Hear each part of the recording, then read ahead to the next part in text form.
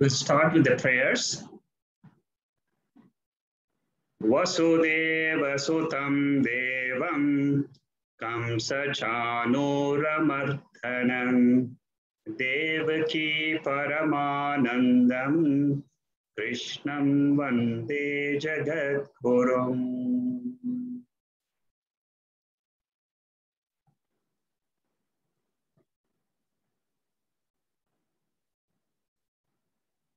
Bhagavad Gita, chapter 15, Purushottama Yoga,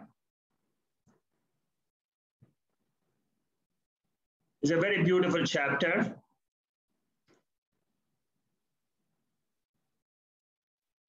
Before we get into the chapter proper, just a few background information about the Bhagavad Gita. We study the Bhagavad Gita mainly for purity of mind. We face our life with day-to-day problems for all of us. During the problems, we are not aware how to solve the problems. But if my mind is clear, pure, when we face the world, we will be able to react better. This is the prime purpose for the spiritual study. You will definitely find a difference between people who study the Bhagavad Gita and those who do not study the Bhagavad Gita or any other spiritual text. The Bhagavad Gita is a very beautiful composition which encompasses the entire spiritual study. In 18 chapters, Lord Krishna gives us how to purify the mind, face the world. That is the first lesson. The second lesson is, how do I realize my real nature? Am I the jiva who is tossed up and down every day solving worldly problems? Or am I someone different? To answer the second question, Lord Krishna, throughout the study of Bhagavad Gita, teaches us that we have two natures, a lower nature and a higher nature. Similarly, the Lord also has a lower nature and a higher nature. The creation is divided into two levels, the individual level and the total level. This entire creation and the creation at the individual level. In chapter 2, chapter 13, 14, 15, we have to see what type of teaching is given to us. In chapter 2, it is at the individual level, the two natures of the jiva are discussed. One nature is eternal, which is not perishing at all, which is called as Sakshi, or it is called as the higher nature of the jiva. In chapter 13, the Lord discusses two natures of Ishvara, Purusha and Prakriti.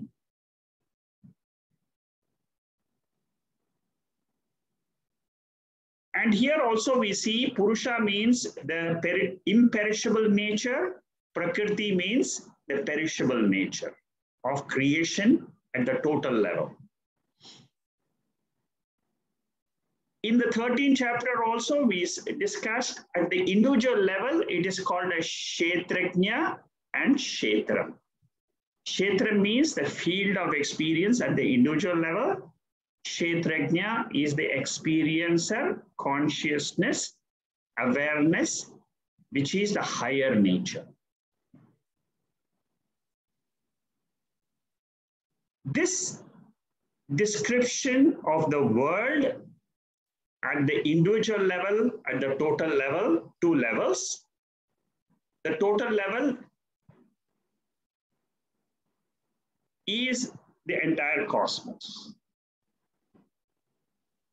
The higher nature is why we call it higher, because it is independent and it is called as Paramarthika Satyam, absolute reality, changeless reality. The changeless reality at the individual level, the changeless reality at the total level.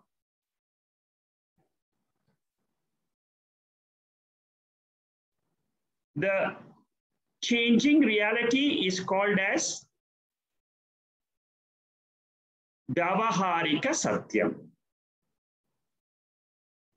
And or another name given to it is Mithya or Maya. So this is how we have to have a vision, a Gita vision of the cosmos. That vision I should try to imbibe in myself. Before the study of the Gita, I had a vision. I am the body, mind. I am living in this world. That vision is changed. I am the Atma. I am of a higher nature. I am imperishable, eternal. This is after the study of the Gita.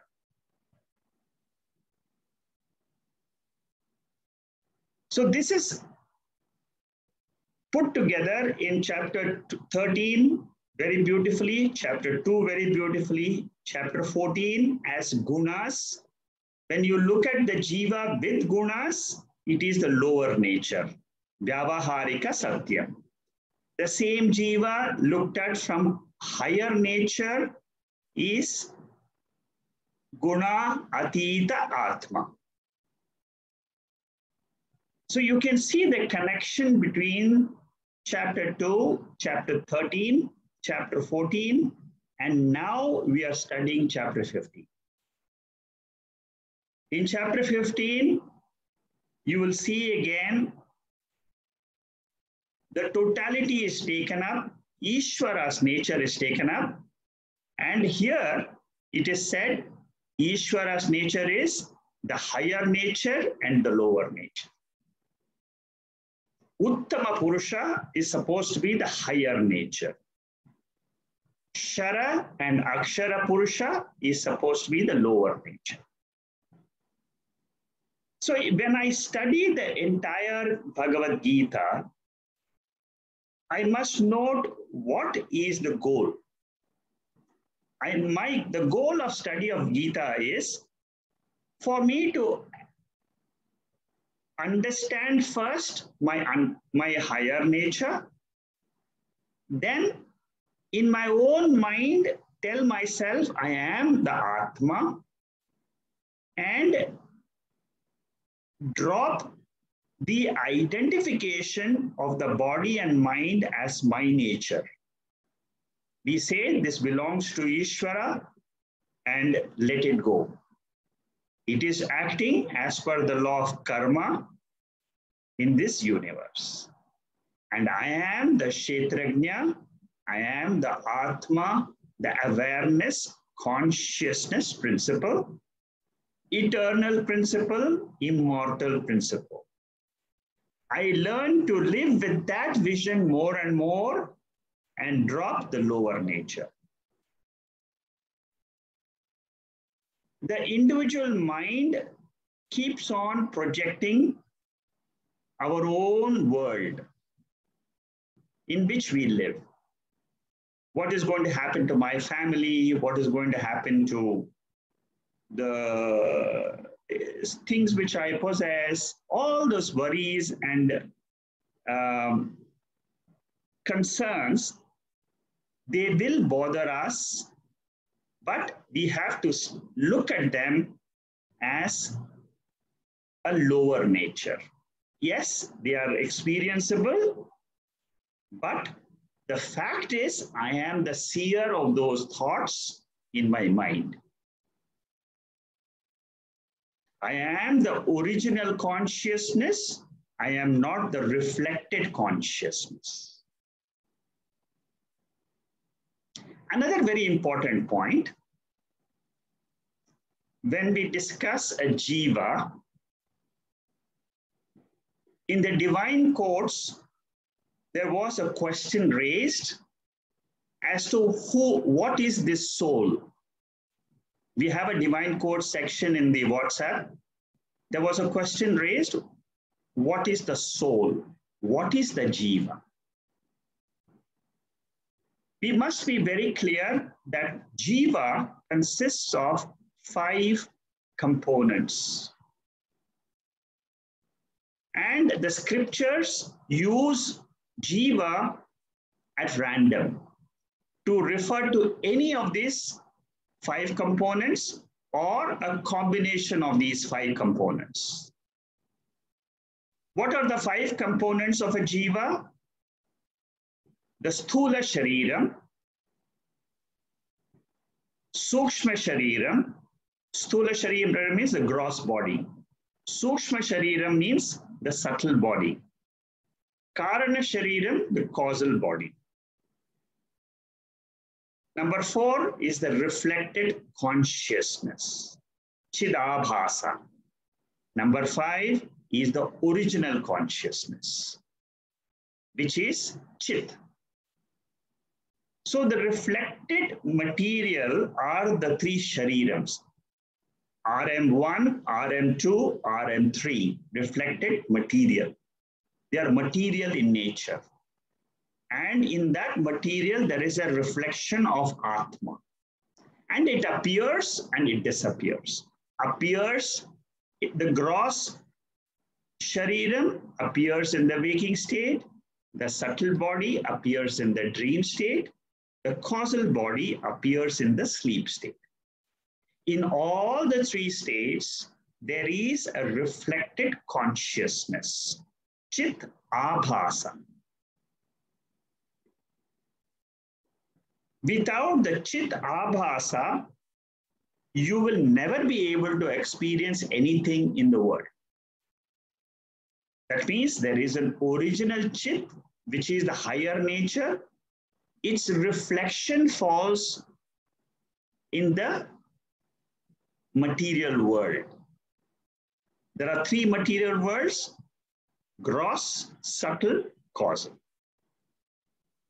A soul is said to be born. If it is said to be born, what are we referring to? The sthula sharira. A soul is traveling from this body to the next body. What are we referring to? The soul there is the sukshma sharira, the mind, the 17 organs. The soul is sleeping. Karana sharira. It is resting in the Karana sharira. The soul has no form.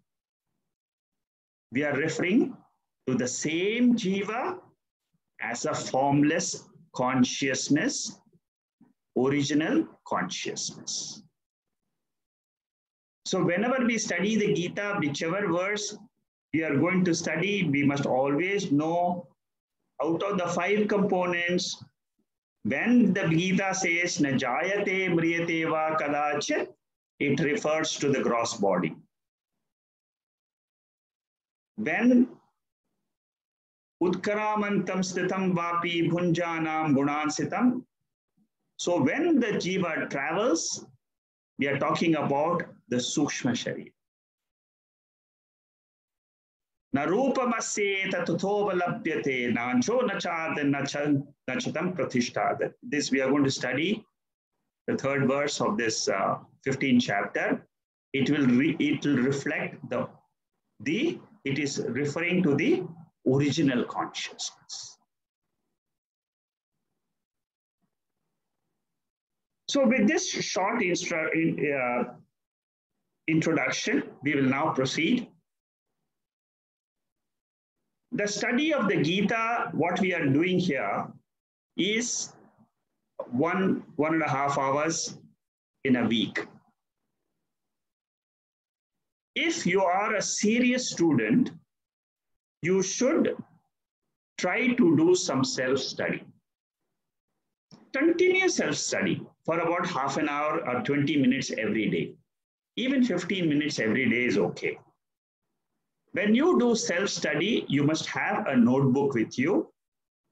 Whatever you're studying, you must form notes, refer to them, short notes of what you are studying. You can either listen to a talk, write notes, read something, write notes, and then revise your notes. Take a text like a Bhagavad Gita or Tattvabodha or Atmabodha for your own self-study. Do it daily for 15-20 minutes so that you are in touch with the spiritual science on a day-to-day basis. This will help a long way in your study. Because if you are in touch with any of the texts which talk about Atma, your mind will be tuning up every single day. This is the nourishment you are providing to your mind to think about Atma, to think about your real self every day. It's like you taking a food every day. You take this nourishment of the Bhagavad Gita, and you can learn 1 or 2 verses every day. You can do Atmabodha, you can do Tattvabodha, you can revise any of the old other texts which I have taken before. You can re-listen to the videos if you're interested. But do this continuous study. As you progress in spiritual study, when you learn the Upanishads, you will find this exercise is very useful. This is for sincere seekers who want to continue the spiritual study for a longer period of time.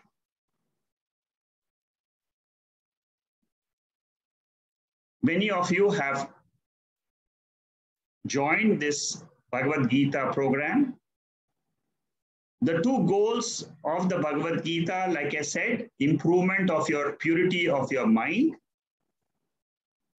And the second is Brahma Vidya, Atma Vidya. I'm sure all of you are relishing both this in the Bhagavad Gita. Imagine your knowledge, vision before the study and after the study. You will find a huge difference. The same thing will happen when you start the Upanishad program. If you have not done Upanishads, we will be starting the Upanishads after the Bhagavad Gita. Again, there you will find before the study of Upanishads and at the end of Upanishads. Similarly, Brahma Sutra. So the self-study, which is called as Swadhyaya, very, very important. Please take it up. In case you need some help, which text to study, what to study, how to study, whether I should do only chanting, whether I should do only meditation, not study, all those questions we have, you can write to me. I will explain to you individually if required. Okay, so with that, we will jump into the first verse of the 15th chapter. Sri Bhagavan Uvacha Urdhva Mula Madashakam Ashwatham Prahuravyayam Chandamsi Yasya Parnani Yastam Veda Sa Vedavid. In this verse, the Lord describes what is samsara. What is our life? And how can this life of ours be compared to a banyan tree, which is called as Ashwatha tree? You must have seen this tree. Everybody must have seen this tree, huge banyan tree. It's got roots coming from the branches to the ground. And in the ground, they are spreading for a wide distance. And the tree lives for a long duration. Many of these banyan trees, they live longer than the human life. It's called as avyayam. Avyayam means it is living forever. Now, the interesting thing about this tree is the tree's roots are generally invisible. They are usually below. Then sub-roots come from above also. From the branches, again, they go into the ground. This is the uniqueness of a banyan tree. Otherwise, you would see a tree going right up to the sky and the roots are all below.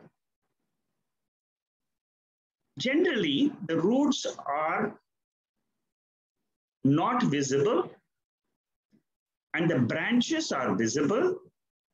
They are prominent and they spread in all the sides. Here, urdhvam means something which is above. It is invisible, it is above, means it's beyond what the sense organs can perceive. That is what it means. Urdhvam here means it is beyond our sense organs. And it is indestructible. That means I, the jiva, I have a higher nature, which is not seen. It is imperishable, like the roots of the Ashwatha tree. The one who knows the Ashwatha tree, with the branches, with the leaves, he is compared to the wise person who has studied the Bhagavad Gita. He also knows that there is an invisible nature and a visible nature of the jiva. What is experienced is samsara, which is called as sukham and dukkha, joy and sorrow.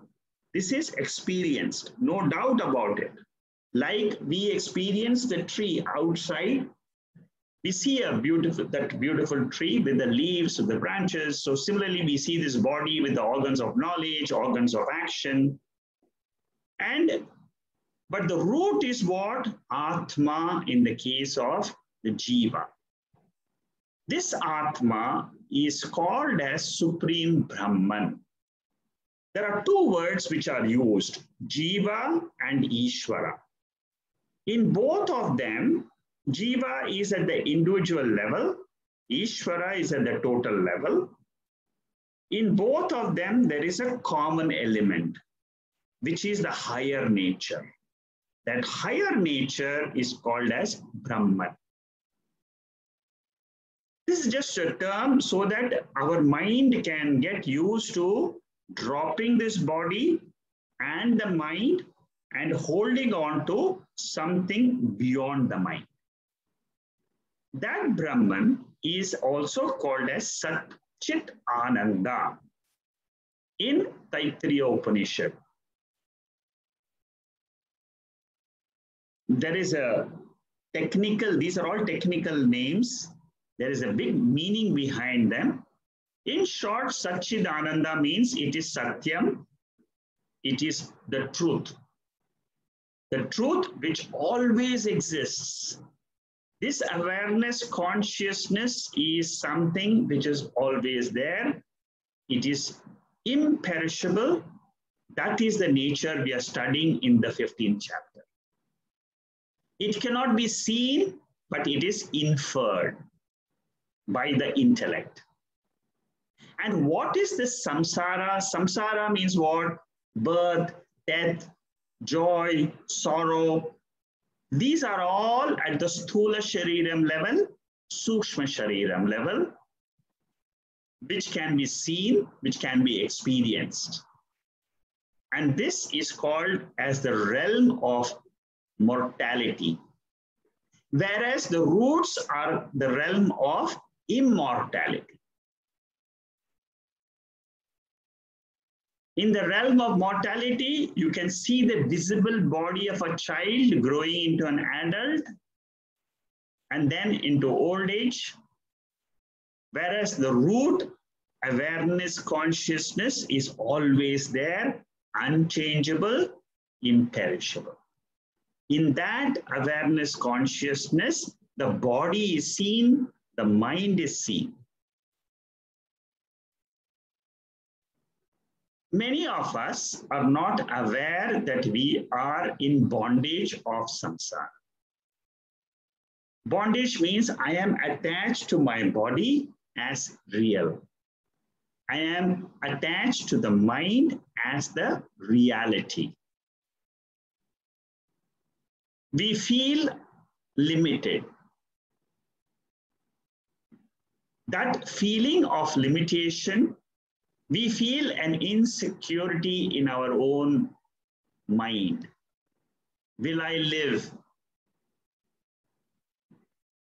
In this world of COVID, this is much more prominent. In order to drop these notions from our mind and go and attach ourselves to Atma, which is a continuous reality in the same world in which we are living. That is the benefit of the study of the Bhagavad Gita. Our mind shifts from the perishable to the imperishable, from the seen to the unseen, from the realm of mortality to the realm of immortality. Janmadasyasya yataha. This is the second sutra in Brahma Sutra. And it says that this whole universe has come from Brahman, from this consciousness, from this pure awareness. Entire realm of prapancha, experiences, everything comes from this permanently, eternally existing awareness consciousness. You don't have to keep imagining something as consciousness. You only have to say, I am the consciousness, I am the awareness, and claim it. That's all. From me, the consciousness, here I'm referring the jiva, the soul. Here we are talking about the original consciousness without the reflection of this material body and the universe, which is experienced by all in the deep sleep state. There is no dearth of experience of Atma. Everybody experiences Atma daily. The only thing is, I am not aware of my own nature, which is called as the higher nature, from where this entire universe springs up every single day.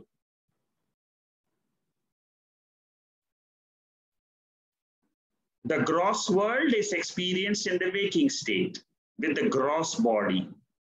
The subtle world is experienced in the dream state of the mind. Same thing, gross is of the mind, the state belongs to the mind.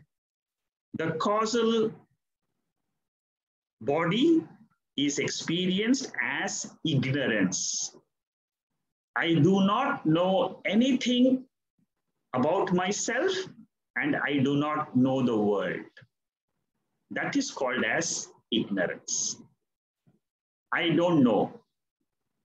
This is the ignorance which I'm trying to destroy by the study of the Bhagavad Gita. When I say that I exist beyond these three sharirams, beyond the three states of the mind, then I am waking up to my own higher nature. This entire realm of waking state which we are in right now is nothing else but that pure nature of Sat Chit Ananda. The higher nature of the individual and the higher nature of the Ishvara. Ishvara represents the whole universe. The Jiva represents the individual body. But what is common in both of them? Tattvamasi. That is what Chandogya Upanishad teaches a student. Tattvamasi, that Brahman, that consciousness, that awareness, which is the common denominator between the body and its adhishtanam. Whenever we use the body, it is called as adhyasa. It is called as a superimposition. These are the things which we will study in the Upanishads in more bigger detail. What do you mean by superimposition? What do you mean by substratum? Those things we will discuss in the Upanishads. So here in Brahma Sutra is after the study of Upanishads. I'm just bringing one sentence just to show you what is a sample of a Brahma Sutra. The sample of Brahma Sutra is a short sentence. It will tell you that the whole world is arising from pure consciousness, awareness. Kathopanishad has the same mantra as the first mantra of this chapter. Very similar in nature. If you see the meaning, actually Bhagavad Gita is an essence of the Upanishads. This is one of the verses which has a close resemblance to the Upanishads. In the Kathopanishad also, Lord Yamadharmaraja teaches Nachiketa, an 8-year-old boy, the same principle of immortality and mortality by the example of Ashwatha tree. So Veda Vyasa has taken the idea from the Upanishad. Same way, Brahman is explained as pure, immortal. And it transcends the three worlds of waking, dream, and sleep. Bhu, Bhuvaha, Soaha. These are the three realms. So samsara is a deluding, confusing experience like the dream. Can we say the dream is there? No. It came and it went. Can we say it never was there? No, I experienced it. Can we say the waking world, which existed yesterday, was it there? It has gone away today. Today's world, is it there? Anirvachaniyam. I can't say whether it is there, it is not. That is what is called as mithya. Therefore, samsara means the ups and downs which we experience in life every day, birth and death. All this is an experienceable thing But the root of this experience is consciousness. The branches are in the different lokas in which we live. Bhuloka is this earthly realm. Bhuvaha is the Pitru lokas. There are 14 lokas according to the Puranas. Suvaha means Swarga loka. Even among the, when I say loka, loka means what? Loka means even our own, in the realm of the earthly world, we have a doctor's world, a lawyer's world, a businessman's world, a computer specialist's world. The worlds are different. They will use different terminologies. They have, I mean, a doctor will spend most of the time of her life in medical science. Her thoughts are in the field of medicine. A lawyer's thoughts are in the field of law. Similarly, each one of us has a samsara. Samsara means our pattern of thinking.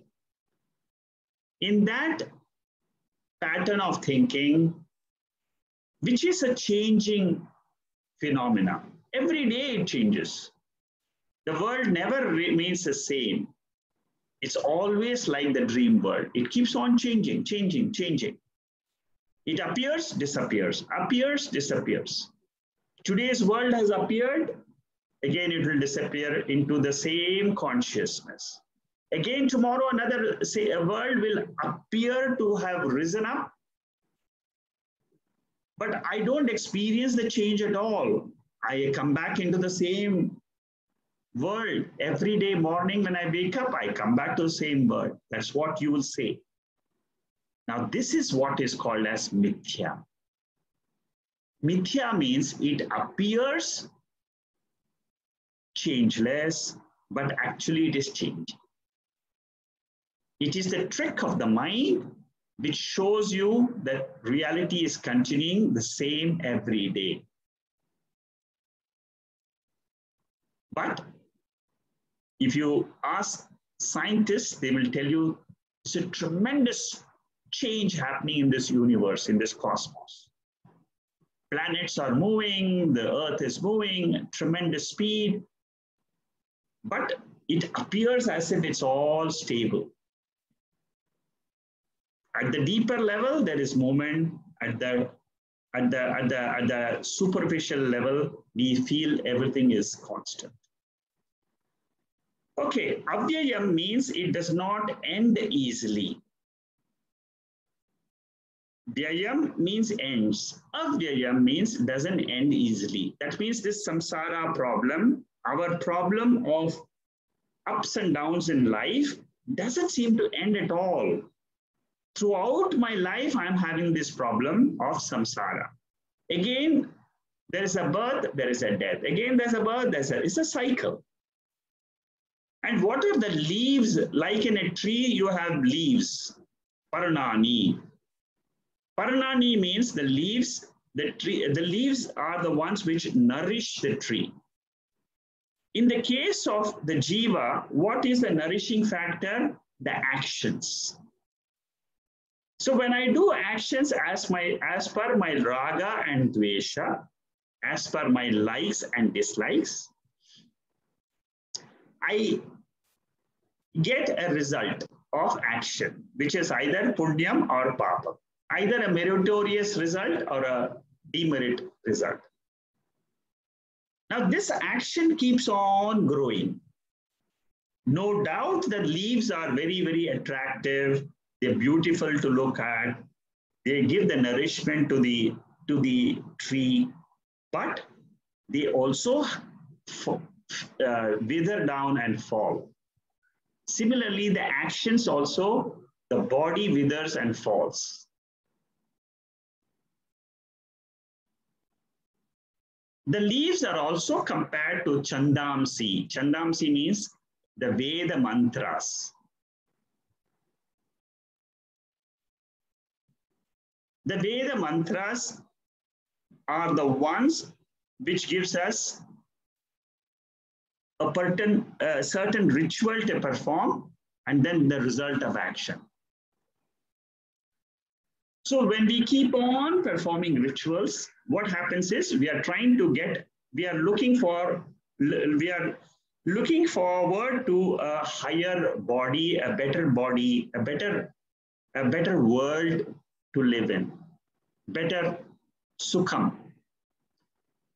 Rituals are generally done either for this world, result in this world, like you want to have children, you want to have peace, you want to have wealth, you do certain rituals. Veda mantras are chanted.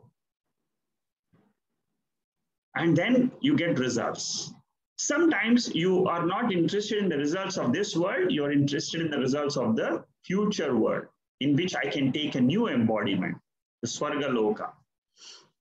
So basically what it means is that the beings are like the branches with the trees, in the trees with the leaves. Our actions are like the leaves of the tree. The branches are all our contacts with the world which we have. It spreads around the whole world. I have a relationship in every country in the world. I have 20 countries, I have a relationship. These are all the branches. It's all part of my samsara. My samsara means those things will bind me in my world. My relationships will bind me. Me here means the mind. My mind will get affected with sukham or dukkham coming out from these branches. Very beautiful description. Shankaracharya, Bhashyam, his commentary on this particular verse number 1, 2, and 3 is very beautiful. He goes into elaborate description and comparison between Ashwatha tree and their life. Very detailed comparison. What I have put here is very small. I mean, you can write 20 pages on this one verse. So the bottom line is, this whole world is coming from consciousness, which is called as Brahman, awareness principle. And the moment I come to know this, that awareness is the real nature, then this samsara comes to an end. So how do I get rid of samsara? By the acts of knowledge, the Vedic wisdom, by the knowledge given in the Bhagavad Gita. We'll study that in the next 2-3 verses. The next verse, Adasya urdhvam prasata tasya shakha guna pravarta vishaya pravala adasya mulan anusantatani karmano bandhini manushya loke. So how are we all bound in this world? That is what is explained in this second verse. How are we bound in our nature? How are we bound to this body and to this world? The sense objects are the buds. Again, a comparison. The comparison continues. The buds in the tree, small buds, then they become leaves, and then they become a big branch, and then you will get the fruit, and then the flower and the fruits. Now, these buds are the same like sense objects.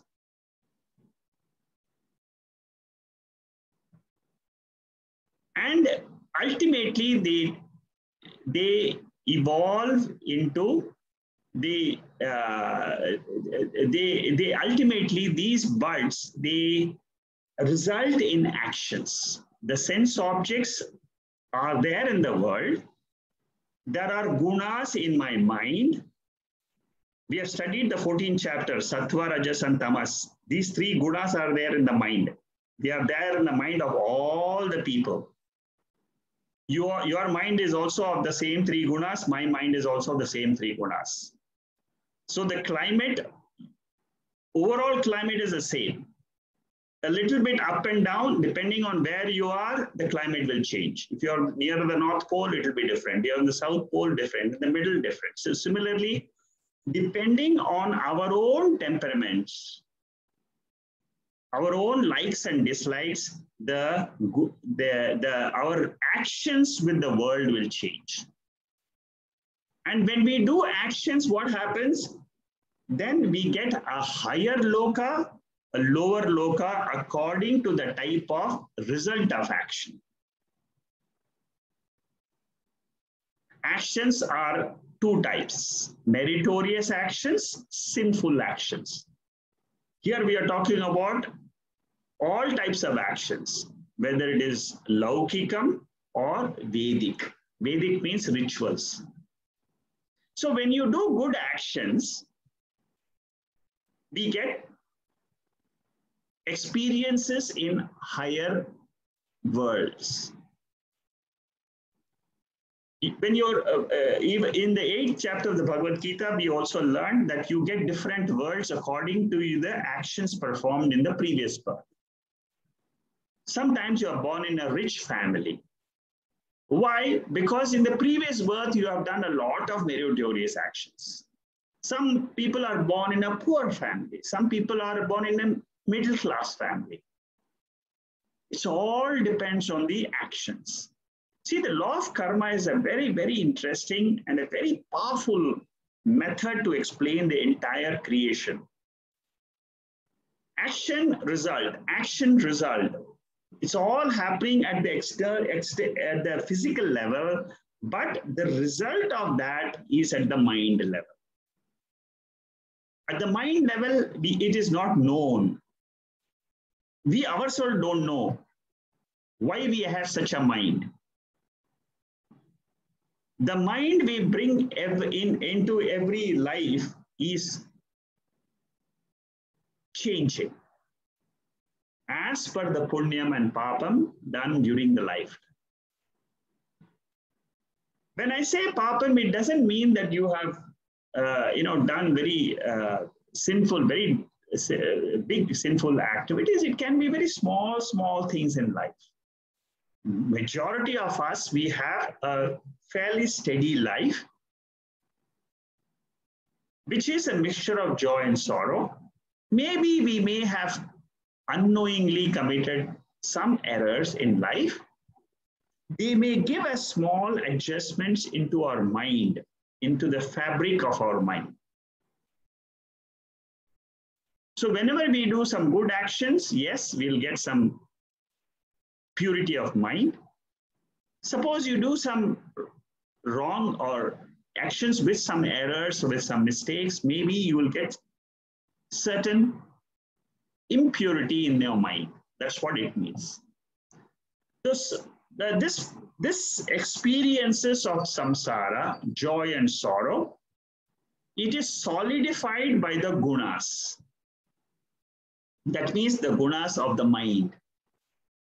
If your mind ultimately at the end of of this particular life becomes more and more sattvic, in the 16th and the 17th chapter, we are going to study how to make this mind more sattvic. Very beautiful chapters, 16 and 17. We are all born with certain mind, which is called as prakruta mind. It is given to us by nature. It has some impurities. How do I change that to a samskrita mind, a pure mind? That pure mind is the one which can reflect that consciousness. Once that pure mind gets a reflection of the consciousness, I myself will confirm I am that pure consciousness. Nobody is going to come back and tell me, yes, you are now self-realized.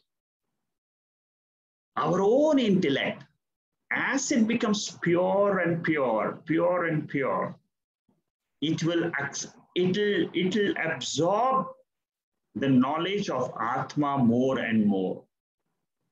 And it will stay in our subconscious mind. And one day it will tell yourself, whatever I've learned in the Bhagavad Gita is really the truth. You have a firm conviction on the teaching of the Bhagavad Gita. It may sound very, very abstract, what I'm saying in these verses, but this is the truth. There is, remember the 5 components of the soul or the jiva. That is my own components. And I have a higher nature, which is Atma, which is hidden today. It is avaranam. Even when I sleep, it is covered. I am not aware of that nature of mine. But through the study of the Bhagavad Gita, I will purify the mind and become conscious about my own real nature. So in the 8th chapter, we have seen that or in the 14th chapter also, we have seen the 28th verse. Urdhvam gachanti sattvastaha madhye tishtanti rajasaha jaganya gunavrattastaha adho gachanti tamasaha. We have studied this in the last chapter, 18th verse, that some people will go to the higher world, some people will stay in the middle in the earthly field, and some will go down. So the Vishaya, the objects, are nothing else but the 5 sense objects. Shabda, Sparsha, Rupa, Rasa, Gandha. These are the 5 sense objects of the 5 sense organs which all of us possess. We have studied in the Tattva Bodha that the world can be described as the 5 sense objects. Entire universe. When this world is experienced by us, it is these 5 only. There is no 6th one. Now, all these 5 stimuli, they enter my mind and then they create a like or dislike for the world. And then they develop vasanas, impressions. Certain actions, if I do repeatedly, if I go and have an ice cream every day for 2 weeks, after 2 weeks, I will say I cannot live without an ice cream because I have a vasana. If I watch a movie every day of the week, I will say after 1 week, I cannot live without the movie. If I'm getting certain messages in my WhatsApp, which I am tuned to every day, I will start missing them because of the vasana. So these things will prove to us that the world which we experience outside ultimately reaches my mind, and in my mind, there is a groove created. And then the mind keeps on going into the same groove. At 8 o'clock in the morning, I want my coffee. At 8 o'clock sharp, you'll get a thought in your mind, coffee, coffee, coffee. Till you get your coffee, you'll be restless. Newspaper.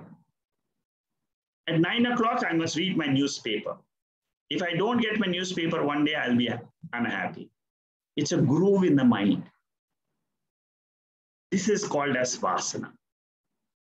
So we develop Shubha Vasana, Ashubha Vasanas. We develop good vasanas of like studying the scriptures is a Shubha Vasana. Many people, they miss a talk. If they don't attend on a Saturday evening, if they don't attend the talk, they feel something is missing in their life. So you get attached to good things in life also. And these are the things which hold us strongly. So the vasanas, they decide our mind's attitude in the world. A man or a woman is known by the thoughts which he encourages in his mind. The personality, you can say this person is, the personality is decided by the thought patterns. And the thought patterns are the ones which initiate actions. And thoughts will never keep quiet. It will keep on pushing you into the world. Again, we do actions, again, we suffer, or we enjoy, again, we go back, again, we. So throughout the day, what we are doing is actions and actions and actions. When we study the Bhagavad Gita, we are trying to withdraw from the actions, use our jnana indriyas. We are going towards Atma. That is why this is very good to study. That is why I said in the beginning also, Swadhyaya, some personal study daily will be useful to go away from our vasanas and live our life as Atma. The animals are programmed to live. They have no Purushartha. Purushartha means they don't have a willpower to go as per their actions. They're all programmed. They're all Bhoga Purushaha. They cannot sit down and study like us. We have the willpower to say, yes, I want to drop my lower nature. I want to rise higher and higher. Work towards realization of this Atma. So this samsara comes to an end by cutting at the root and realizing what that root is, the nature of reality, which is consciousness. A hamsa is a bird. It's a divine bird. It has the ability to take out milk and drop the water from the milk. So similarly, our intellect has to be like this hamsa. Take the awareness principle from this universe, from this body, and then learn to drop the mind. Learn to drop the world, the body, mind, world. All this can be dropped. It is a fact of life. What I'm teaching here is just a fact. It's supposed to be a fact because many rishis, many thousands of people in the world have realized their nature as pure Brahman, pure consciousness, pure awareness. In the Divine Code section, you find so many messages every day, repeatedly talking about the higher nature, the awareness, the original consciousness. So this is the way we understand the Divine Code. Very beautifully, they keep us glued to the idea that we are all this higher principle. So the root of this entire creation is this pure consciousness, awareness, from which this entire world comes and then disappears. World comes and disappears. Like the dream comes and disappears. Dream comes and disappears. In the higher texts in the Upanishads, they will say the waking also is like a dream. And then what is the substratum for both the waking and the dream world? It is this pure awareness, consciousness. My mind will accept it the moment it becomes pure. If my mind is rajasic or tamasic, it will keep on going into the world of objects. And it will not turn the direction and look inward.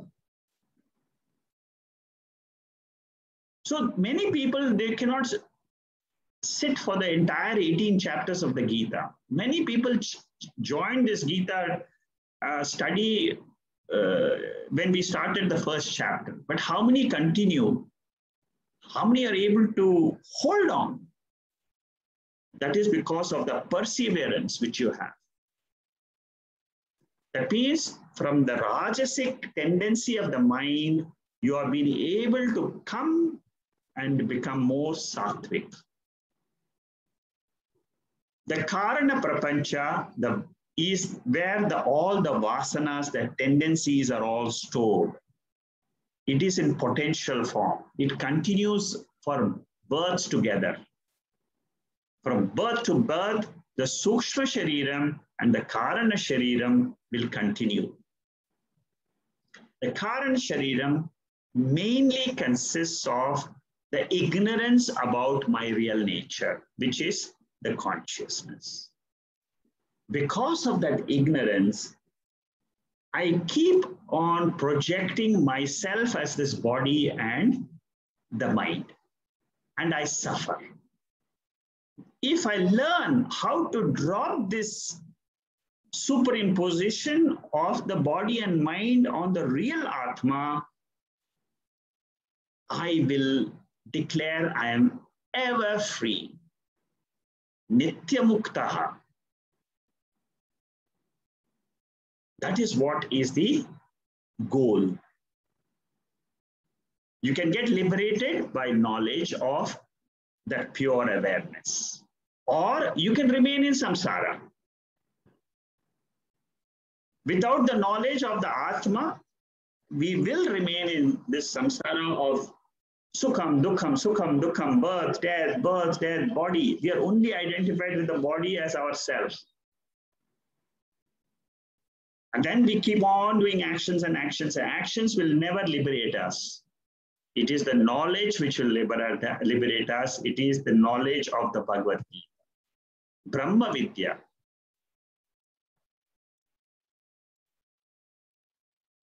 This samsara tree is again elaborated. How do we cut the tree? That is what we will see in this third verse. Na rupamasyeta tathovalabhyate nanto na chardin na cha sampratishta ashvattamenam suviruda moolam asanga shastrena dridena chitva. Very, very important verse of the Bhagavad Gita. It tells us the original here, Narupamasye. Narupamasye means there is no form.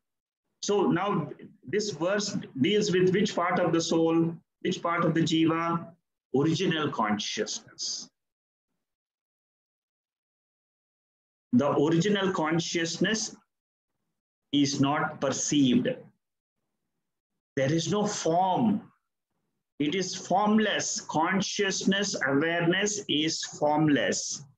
I am that consciousness, awareness in my deep sleep state, which is the pure nature.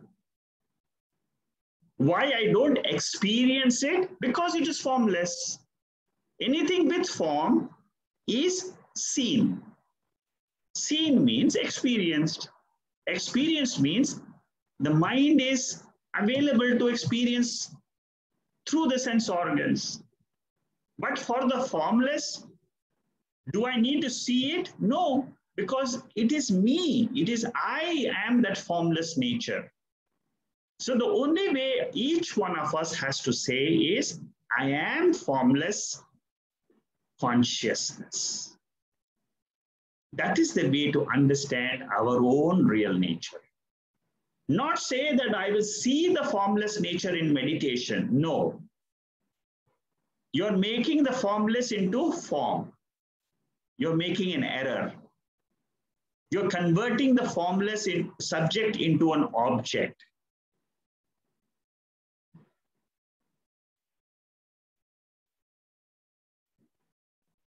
So this tree is only Maya. Maya means it is indescribable.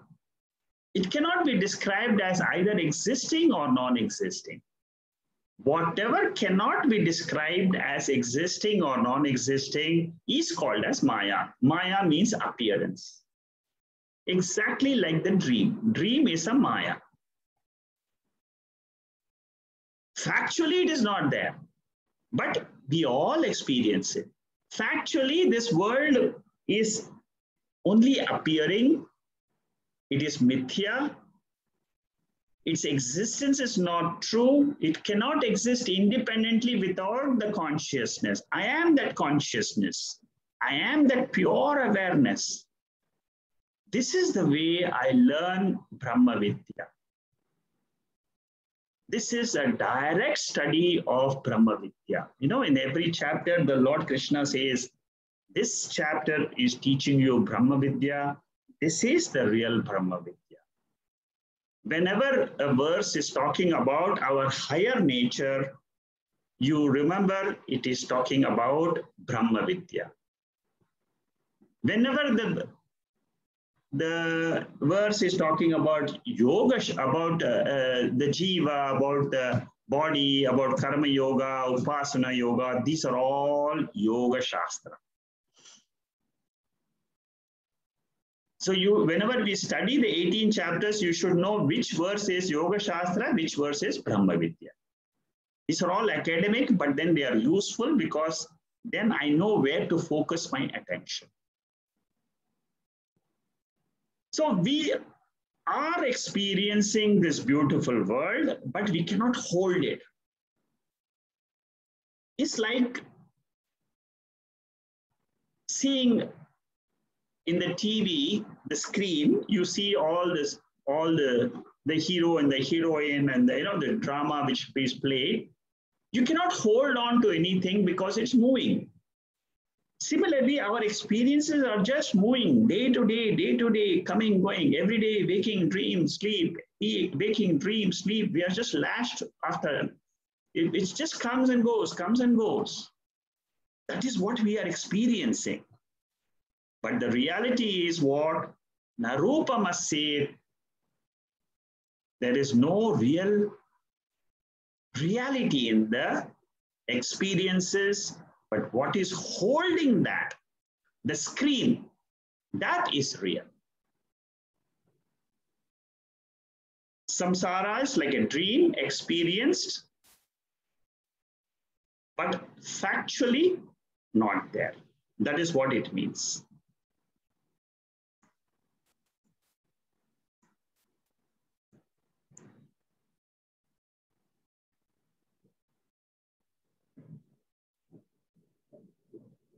Many examples we are known. See, the word which we use for our experiences is called as mithya. The word jagat, we say is mithya. Mithya means neither sat, neither asat. And the examples which we normally use to explain is like the snake on rope. It is an error of the mind. Similarly, mirage water. We say hot water or red iron. This samsara, this world which we experience is similar to that. We make an error in our judgment of who we are. I am the consciousness in which the whole universe is coming and going. That is the right vision. The wrong vision is I am the body, I am this mind, I am having joy and sorrow. You are superimposing the Atma on Anatma and Anatma on Atma. When you experience when you experience the joy and sorrow, you don't know when it began, you don't know when it will end, because it continues. You may say it started when I was born, it may end when my body is gone. No, the Shastra says it will not end. It will again continue in the next birth. The mind has another birth, not Atma. Atma is ever there. It is the shining principle. It is the unborn principle. If you are in the ocean, in the middle of the ocean, you can never say which is the beginning, which is the end, because all over you see only water and water and water. So samsara is like that. We don't know when this mind is started. When it is going to end, we don't know. And the experiences which we are having during our waking state, they're solid, concrete, concrete body, concrete world, concrete experiences. But what the Upanishad says is that awareness is much more concrete than the samsara. That is the reality. Even during the waking state, we can still remain and say, I am that pure awareness, much more concrete, changeless in nature than all the experiences of the mind. At a moment's notice, you can drop the samsara and be with your real nature. It's possible. And how do we do it? That is the method which is described in this beautiful third verse. Here, three methods are taught. Vairagyam, Viveka, and Asangaha. These are the Viveka and Vairagyam. Generally, there's a correction here. Three methods means one. Instead of two, you put it as three here. So the first is Vairagyam, withdraw. Withdraw the sense organs from the sense objects. Viveka. Viveka means have a discrimination between the real Atma, which is changeless. I can experience that Atma. I can know I am Atma. And the unreal mind and the body, which I experience in the waking state. Asanga. Asanga means know the nature of Atma, which is always detached.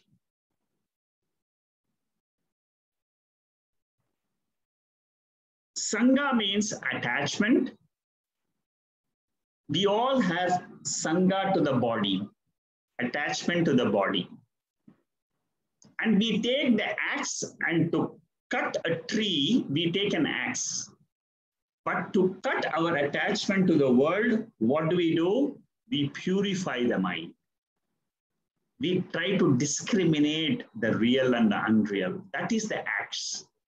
Viveka is the axe. Vairagya is the axe. To detach from this samsara. When we seek pleasure or happiness, we have a sense of I want this, I want that. I want the world to be happy. That is what is called as attachment. Suppose you tell your own mind, I don't need anything. My nature is happiness.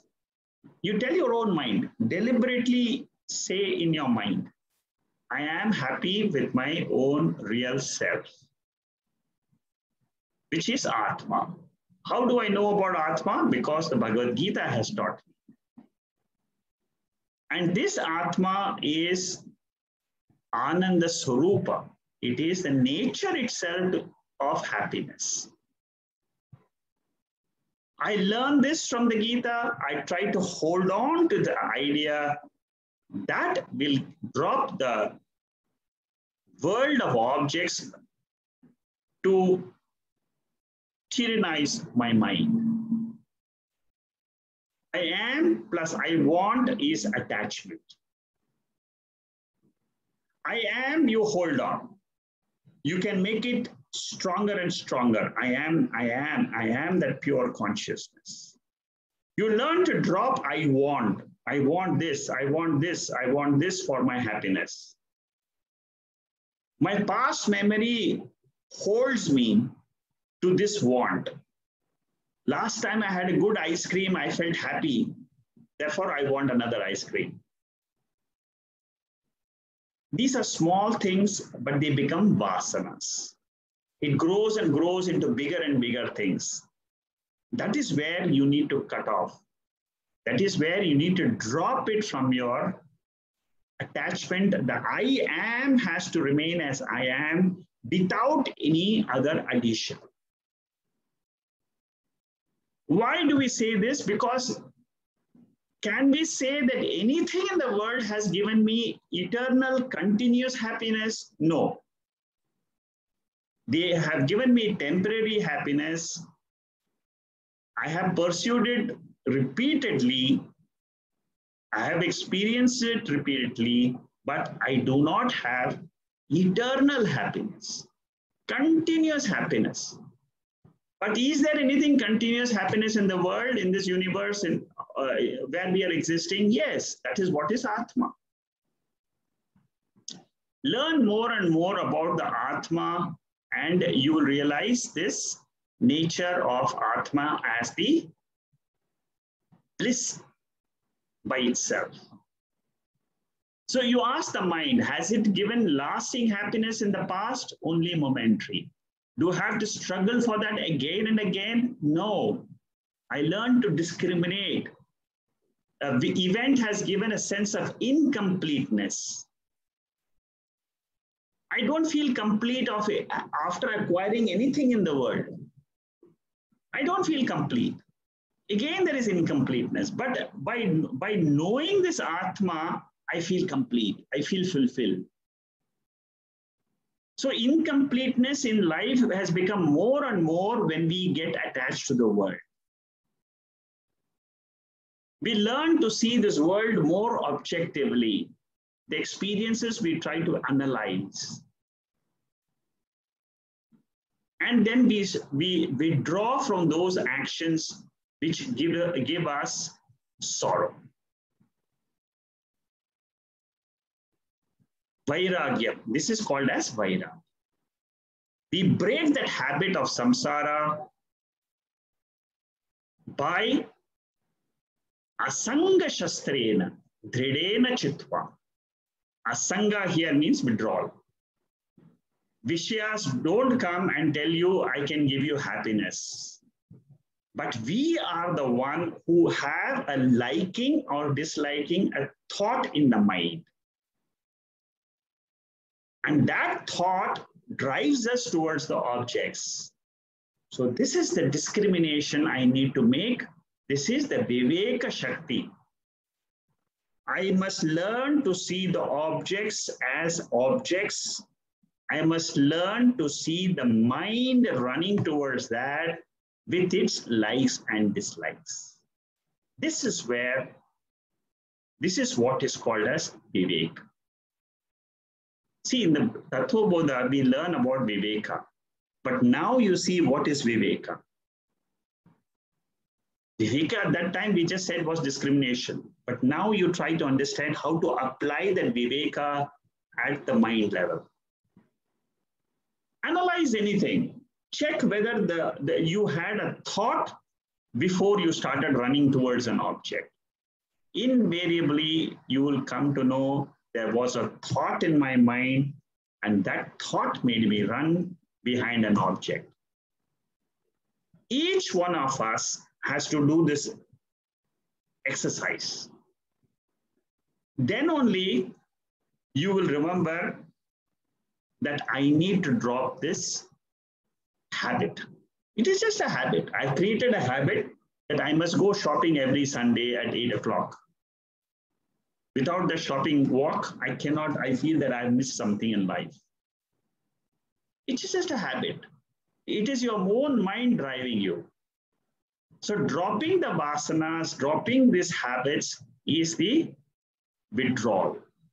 Asanga shastrena, attachment to the sense objects. You go behind, it's like going behind a mirage water, thinking that there is water, I can drink that water in the desert.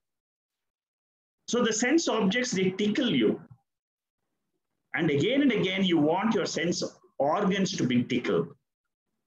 But matra sparshastu kaunteya shitoshna sukha agama pahino nityaha tam titikshasva bharata. This is a verse from the Gita. So we have to learn to be happy, contented as we are today. This is one of the biggest lessons of the Bhagavad Gita. This third verse is a very important verse for our practical life. Like you scratch your body sometimes, after sometimes you feel there's a burning sensation. When you're scratching your hand, at that time you feel you have a sense of happiness. Oh, I feel good factor. But that goes away after some time. Then it starts burning. Then you put some oil and then it goes away. So similarly, all the sense experiences which we have, they appear to be good, but later on, they make us suffer. We get a sensory feeling, but there's no completeness, there is no fulfillment, there is no sense of ease. There is only a continuous disturbance in life. And this sense of happiness from the world, we have to drop. And then what we need to do as per the Bhagavad Gita is go towards the Atma. So what is the process? I have Viveka, the knowledge of real and unreal. Real is Atma, which is ever, ever happy. Unreal is all the sense experiences. They give me joy, but they give me sorrow also. So what gives me joy in the beginning, but gives me sorrow in the end, I learn to drop. What gives me joy all the time, eternally, which is my pure Atma, I hold on. That process by which I withdraw is called as Vairagya, detachment. I realize that there is no happiness in the objects and beings in the outer world. I am giving that power through my thoughts. I give the power to attract me and hold me again and again.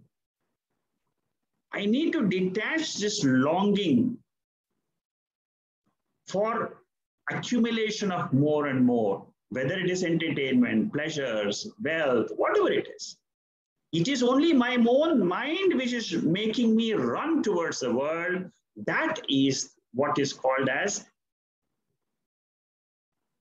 detachment. I need to cut off that through the acts of Viveka.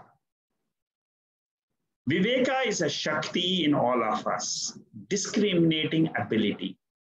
I learn what is the real and what is the unreal. With this, what happens is I cut down my wants of selfishness from the world. And then what do we do? That we will see in the next session. It's a very beautiful verse. Contemplate on this verse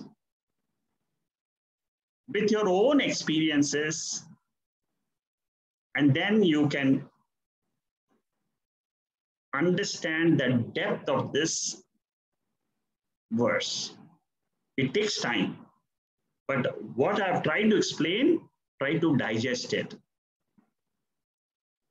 Na rupamase tatthopalabhyate nanto na charden nachasam pratishtha ashwathamenam suviruda moolam asanga shastrena dridena chitva. Like you cut the tree with an axe, you cut the tree of samsara with the axe of non-attachment. With this, you can realize the foundation of the tree. Then you know, I am that pure consciousness, which is a witness to the mind. The mind was running into the world. The witness mind is the substratum. It is the cause. It is the ultimate cause. The mind is just an effect born out of ignorance of this substratum. I know now what is the method of coming out from the samsara cycle. one of the most important verses of the Bhagavad Gita. Learn this by heart and try to remember the meaning of this verse. It will help you to get glued to the Atma as the pure nature, and you yourself will declare one day, I am this pure Atma, unadulterated Atma, where the thoughts are not there. I am that awareness consciousness principle. I am that Purusha. I am that Kshetrajna. I am what the Bhagavad Gita says, unborn. Na jayate na mriyate va kadachit.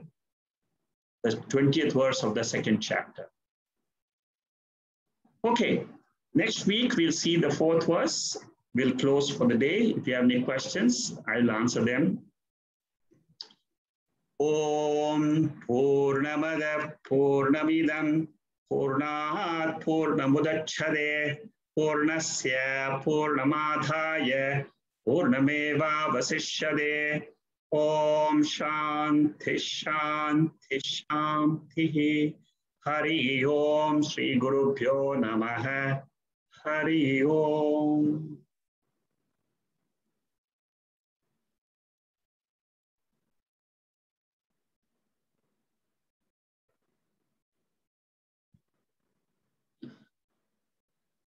There are no questions in the chat box today. If you have any questions to ask, you can unmute yourself and then you can ask the question.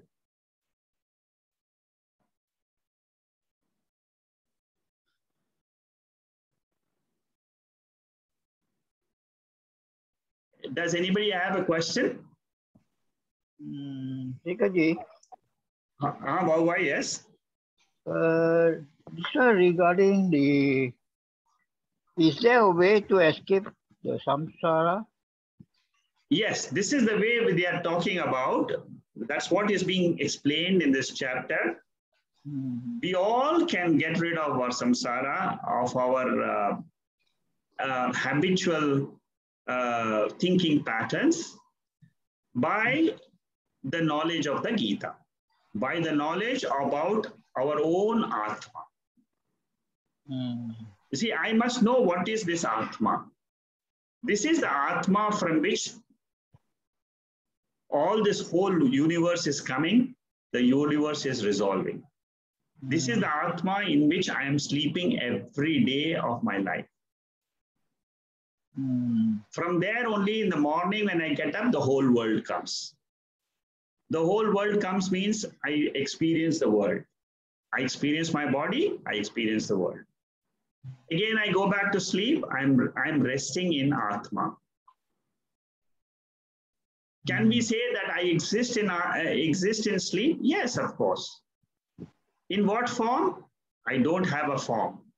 Na rupamase tatotopalapyate. I am formless in nature.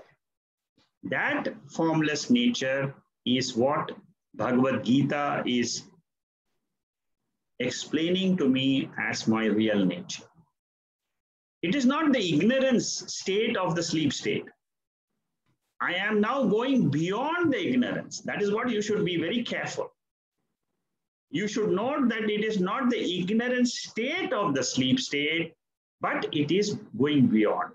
You can go beyond only in the waking state by knowing that I am not what I think I am in this waking state.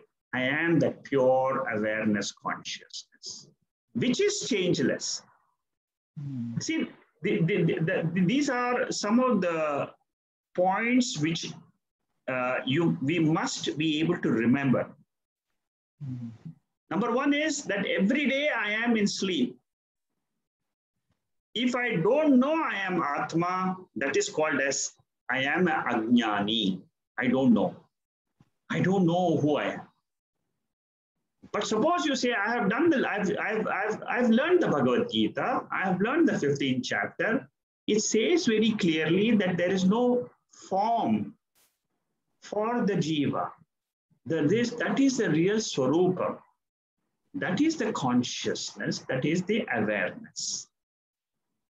I accept it. See, today nobody has told me this. See, we have learned so many things in our life, in our 60 years, 70 years of life, 50 years, 30 years of life. Nobody has come and told me that there is something in me which I don't know.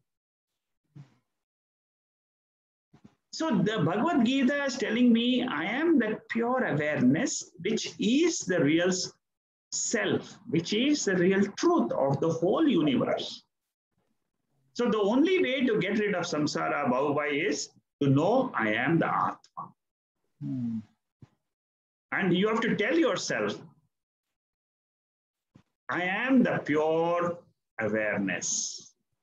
Everything else is there, I experience, no doubt.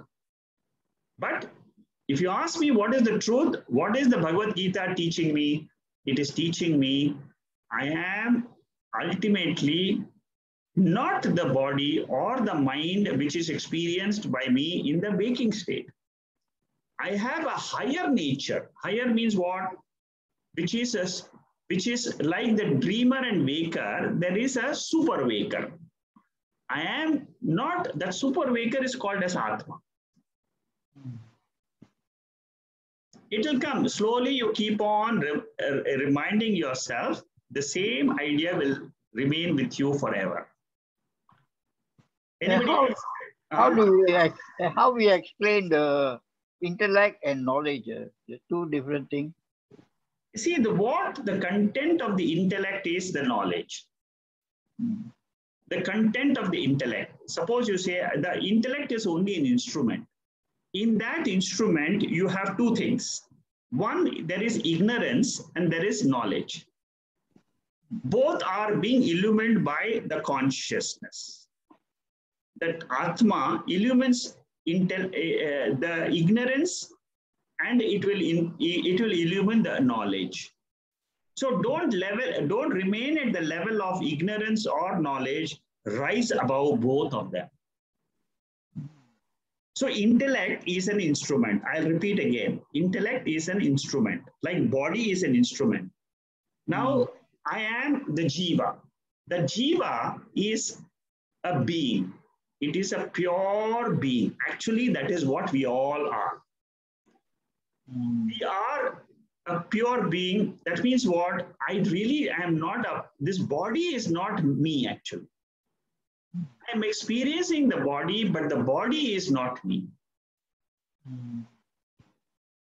I am the pure being. I'm now understanding that nature of a pure being through the Bhagavad Gita, which is formless.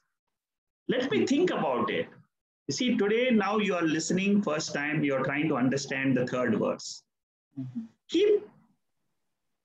Keep listening, but anyway, there are 17 more verses in this chapter. Very beautiful chapter. Every verse will make you wake up to this knowledge. Knowledge happens in the intellect. Knowledge means it is the consciousness which reflects in the intellect. The nature of Atma itself is knowledge.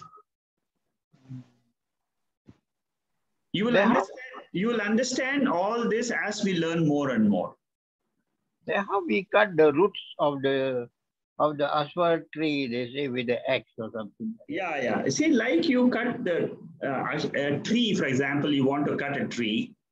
What will you do? You will try to bring a big axe and you'll say, now I'll just cut the tree slowly. Now, the same thing happens to our body, our own nature. See, today I am attached to this body as me. For 75 years, I have been thinking I am the body, I am the body, I am the body.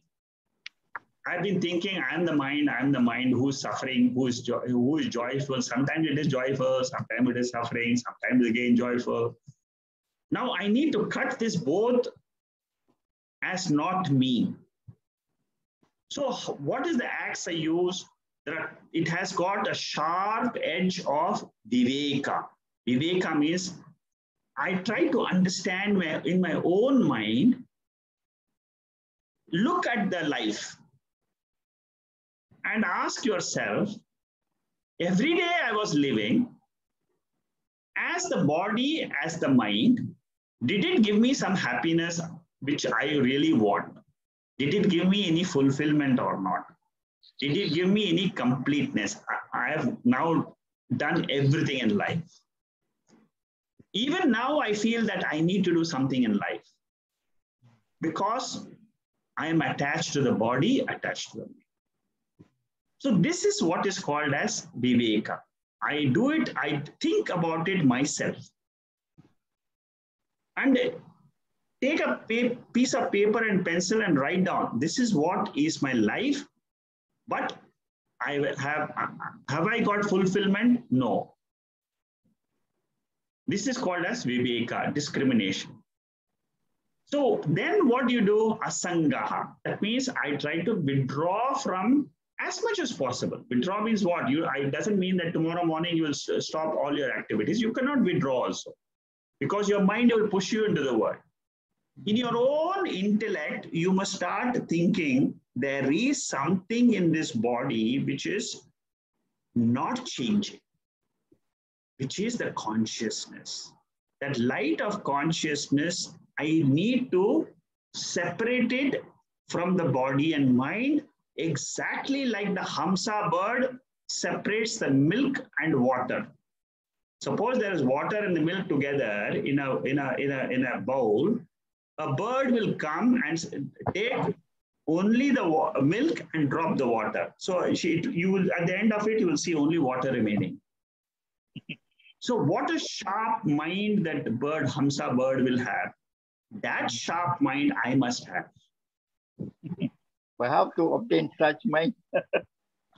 You're asking too many questions. Okay. Anyway, slowly I'll get it. Any other question from anybody else?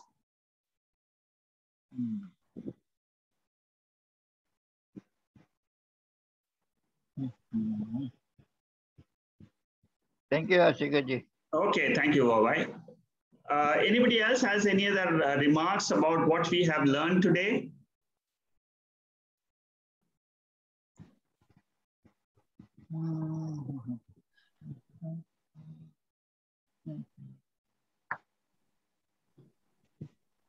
Okay, if there are no questions or anything else, we'll continue the next week and we'll see how it goes. The fourth verse, we will start next week. Okay. How do we break the habit of samsara?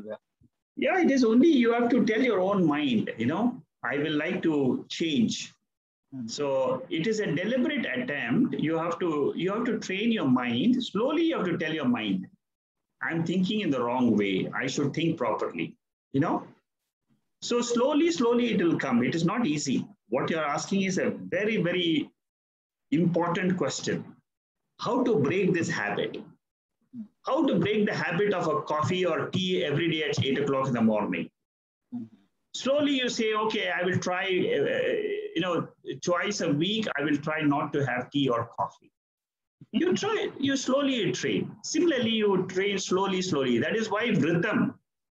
See, people fast once a month, or they remain quiet for a day, the whole day for once a month. These are all habits. They develop to counter the other wrong habits. Suppose I want to change something. Now, if I start developing my tongue of controlling the food once a month, or my speech, why one full day? Just learn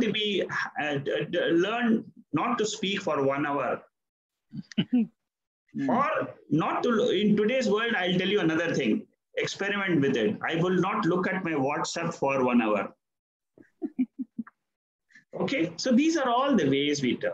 We just drop the phone for 1-2 hours. Okay, let it ring, let it. If there's something important, they will know how to reach me.